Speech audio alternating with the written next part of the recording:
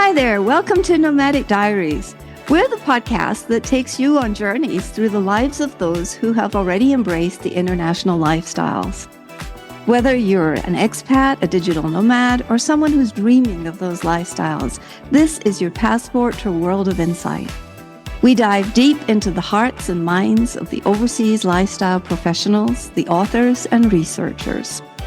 Join us in this fun adventure as we deconstruct all the elements of expat and nomadic lifestyles, one captivating story at a time. Hello and welcome to Nomadic Diaries. We are the podcast that deconstructs the expatriate lifestyle for people around the globe and helping expats master transitions, both coming and going. Today, it is my pleasure to introduce you to Tracy Moss, my dear friend from San Miguel de Allende. Hi, Tracy. Good morning to you, Doreen. How are you? I am well, thank you. And thank you so much for being here. Today, we're going to talk about real estate, specifically real estate. This is a series of podcasts about the subject of San Miguel. And we have previously recorded one on the subject of moving a family.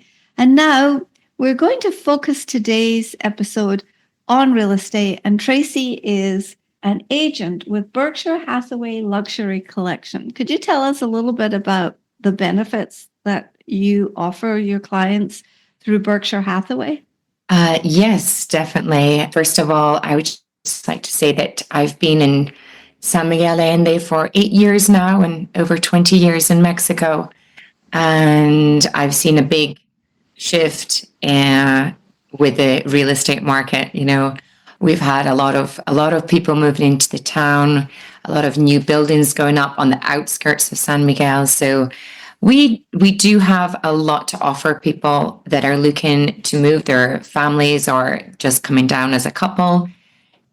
Good selection of homes in and around San Miguel itself.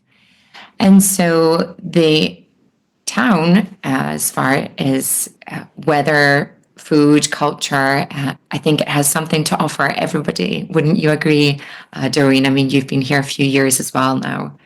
Absolutely. So when I first connect with a potential client that's looking to move down here, of course, many questions are going to come up. And I first of all send them like kind of a question and answer overview that I put together.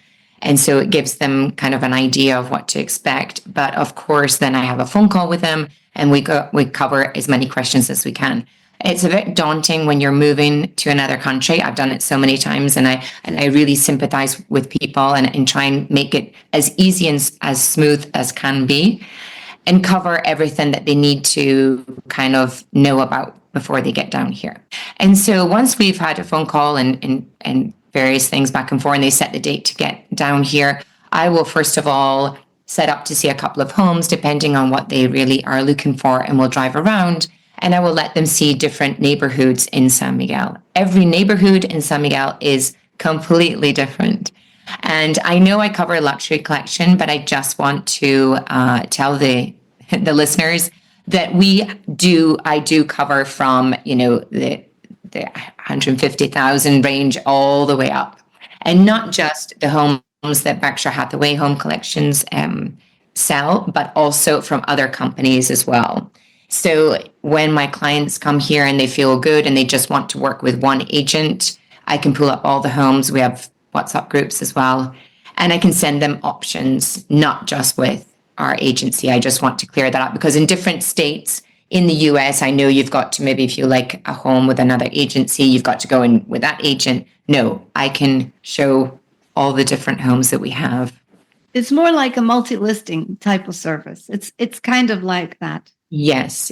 And, we have a really good friendly network with the agents in San Miguel because there's no lockboxes here. So we have to set up the appointments to see the homes with the other agents. And so everything is done to schedule. And I try and ask my clients, please let me know the homes that you want to see within that 24-hour window because we don't have the lockboxes and I need to set up with the agencies. Right. So that's how you gain access to the properties. To the properties. And Exactly. tell us about the variety of neighborhoods, because I know we have city neighborhoods, then we have country neighborhoods. We have there's properties that have grapevines on them. There's all sorts of things Yeah. available, right? We do have a vast selection of homes, which I love because, you open the door to one home and it's just like this big mystery behind the door. And I never get tired of that, seeing all the homes that we have. So, in Centro, of course, itself, there's a lot goes on. We have a lot of festivities, a lot of weddings that happen. So in the town, some people want to be in the midst of all of that. The central properties tend to be up in the higher range, over 500,000 and more, depending on what you're looking for. In and around Parque Juarez, which is a beautiful park that we have in the middle of San Miguel, the homes can be up in, $1 million, way up until $5 million dollars. So those are a bit more expensive. And then closer to the parroquia, which a lot of people say it's a cathedral. No, it's a parroquia. That is our center where there's a lot of dancing goes on at the weekend and music. And some people do feel they want to be in the midst of that and they'll buy a home with me and they'll use it as a stepping stone. And after 2 years, they'll decide we don't want to be there, Tracy, we want to move out of the town. Some of the neighborhoods that are flat walking in and around, apart from Centro, you'll find San Antonio, big range of homes in the San Antonio area. You also have beautiful Guadiana that's right behind the Rosewood Hotel. That's a lovely neighborhood with its own little park in the middle. Guadalupe, Mexiquito behind Guadalupe, those are your flat walks to Centro. Now, if you want some beautiful views and you want to get up a little bit higher and maybe you want a nice workout in the morning, you can head up to Balcones. And most of the homes up there, Balcones is balcony, of course, have amazing views right down into the town center. Outside. It's terrific, isn't it? Yes, it's so beautiful. And of course, then outside of the town, like yourself and myself, Doreen, we live a little bit outside Centro. You will get a little bit more home for your money, a little bit more space, maybe with a garden. We have different neighborhoods, Los Frailes, which has beautiful homes, larger estate homes. And then we have a few golf course communities for our golfers out there. Club Malinquin, which is the older golf course, one of the first in San Miguel, and also Ventanas, both beautiful, beautiful areas. And Zerandino, which is a 9-hole golf course, that's a little bit out of the town. And then, of course, you have all the horsey places. I'm a horse girl, so I'm involved with the horses. And the vineyards, as Doreen mentioned, beautiful vineyards. And those homes are like coming out of Tuscany. Amazing, big land that they have out in the vineyard area. So yes, something for everybody. That's amazing. And so the process we found to be a very straightforward one. And a lot of people have probably, a lot of people in the US, let's just say, have a perspective that can be difficult to buy homes in Mexico and that you don't actually get a deed. But this is not true for San Miguel. Can you speak more to that, please? That's correct, Doreen. For the state of Guanajuato, you do get a title deed that can be willed.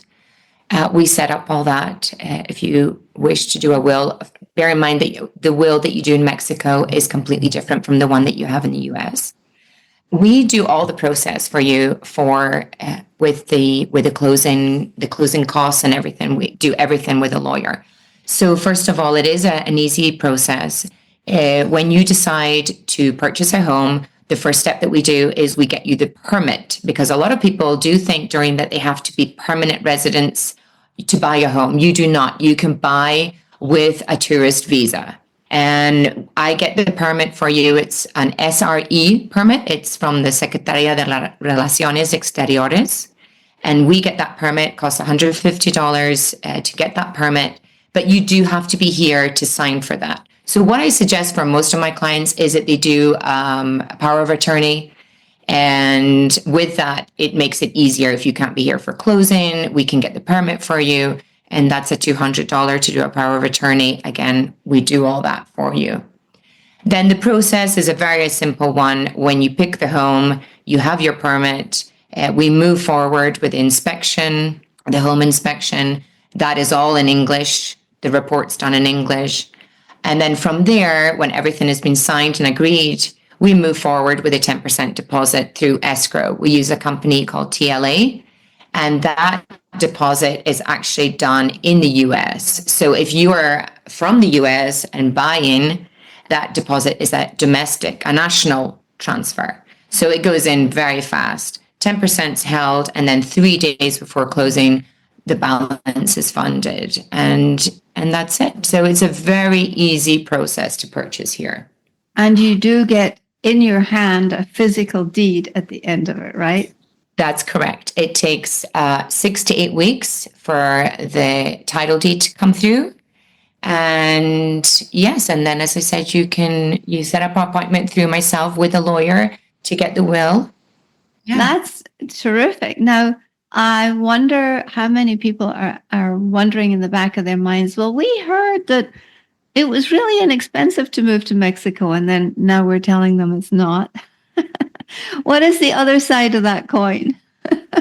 What is the good news about, the utilities and things like that afterwards, and insurance, house insurance, that sort of thing? Yeah. I think the largest shock that people have are the closing costs, because they're 5 to 5.2% that goes to our lawyer. And so that's a little bit more than you would pay in the US. But bear in mind that your taxes are incredibly low. I mean, you'll pay, I don't know, from $300 to $500 a year on taxes for a beautiful home. So very inexpensive. Water is on a monthly, probably about 150 pesos, which is $7. You can pay $7 to $12 for your water. Electric is also extremely inexpensive, and it will be a little bit more if you have air conditioning, which you only need to really run in May, June. And then you'll pay actually more for your internet than you will for your water bill. So it's your cost of living once you actually make the purchase on the home is very cheap. Very reasonable. Very reasonable. Excellent. Well, those are a lot of the questions that people ask about. What about public transportation? Yeah, we have good source of public transportation. And even if you want to travel afar to Mexico City, Querétaro, we have the local bus service, which is amazing, air conditioned. They have a movie you can watch. And so, but in and around the town, we do have the public buses. They're run from 6 to 10 pesos. And the taxis, you'll pay 50 to 60 pesos for a taxi. That's $2.50, $3 in and around. And the Ubers. So transportation, I mean, my kids used to take the Ubers, and we also have a driver that I can call, and he comes and picks them up, very reliable. So moving in and around San Miguel is extremely easy. Thank goodness. Excellent.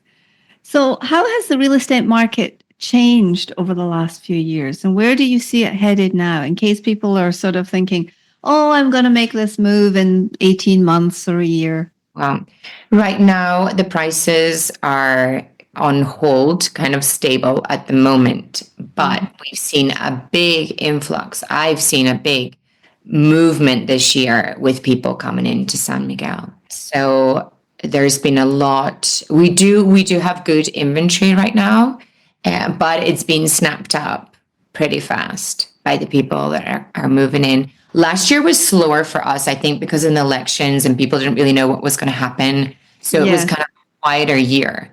But now this year, people are making that change. And, I've had a few clients, Doreen, that are like, oh, I don't know, if we make this, I'm a little apprehensive. And I always tell people, okay, I know it's daunting and it's a big step to purchase, but what is the worst that could happen? We sell it.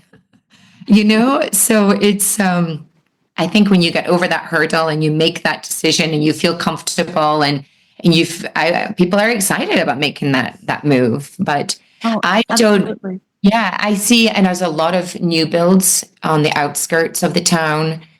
So yes, the real estate market, I mean, I've been really in the 8 years really like blessed here with what's happening. Yes, that's terrific. That's terrific.